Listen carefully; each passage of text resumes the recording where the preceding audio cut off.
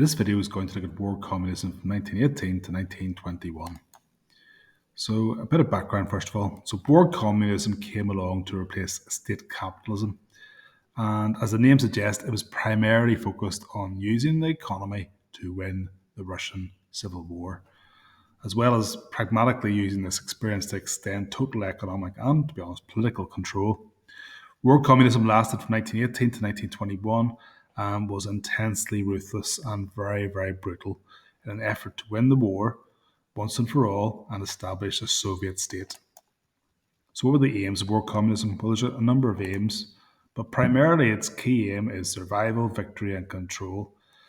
So it wanted the survival of Lenin and the Bolshevik state, and it wanted to win the Civil War. And in order to do that, it aimed to support the Red Army, make sure the army was well fed, well armed, in order to win the Civil War. It wanted to centralise the economic control of the Soviet Union, so bring industry and agriculture under state control to avoid economic collapse.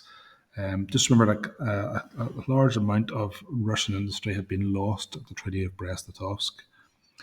It's also a chance for the government to extend its control further. It could begin to control agriculture, the labour force, industry, and overseas trade through the use of war communism. Thirdly, it's going to be used ideologically to eliminate private enterprise and move the Soviet Union towards a truly communist economy by abolishing capitalism and by abolishing private trade. It wanted to distribute resources equally in an attempt to provide fair access to food and goods across society. And it also was going to be used to suppress opposition, so control workers and peasants who resisted Bolshevik rule or hoarded food or supplies. What are these policies then? Well, first of all, you've got nationalisation. So major industries and businesses were nationalised under war communism. So they're taken control of by the state. This includes key elements like the railways. Private ownership was not allowed, foreign trade was controlled, and this was more in line with Lenin's ideology and got rid of elements of capitalism. There's also the Red Terror, though, as well, too. So Russia became a lot more controlled, much more of a police state. Strikes were banned, any official opposition was removed by the secret police, and special punishment squads were sent around to anyone who's found to be hoarding grain. Food then, well, there were major grain shortages, and these were felt acutely in the big cities of Moscow and Petrograd.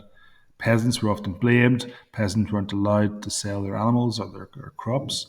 The Cheka, the secret police, bought this at low fixed prices, and surplus food was confiscated and redistributed. Those doing this could be shot. Rationing was introduced as well too. And there was also controls on workers.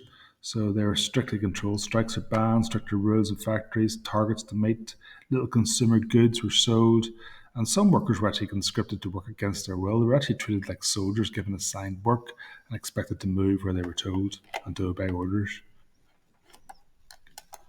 So what about analysis of these war communism policies? Well, the Bolsheviks did successfully win the civil war against the whites. They were able to keep the all-important Red Army well fed and well supplied. They were able to use the war to cloak their extension of power and control into industry, into the all-important countryside and into people's lives. And Bolshevik ideology under Lenin was preserved and extended to industry and control in other various areas through the Red Terror. However, war communism united people in their hatred of it. Food production had fallen to 37% of the 1913 level. It's a huge drop. There was widespread food shortages, widespread famine, some reports of cannibalism out of desperation to get something to eat. Peasants had nothing to buy as factories were not producing consumer goods. This meant they could not grow enough as there was no incentive, and they knew their grain would be easily seized by roaming Czech agents. There was also a great deal of peasant anger towards the regime as well too, due to the Red Terror and the seizure of surplus grain. Industrial problems. Well, industrial production halved at this point. Industries were focused solely on war production, not consumer goods. Factory workers Also have many moving to the countryside. There was a boom in black market trading, which helped to push up inflation. And human rights were increasingly controlled with things like the Red Terror and the Cheka.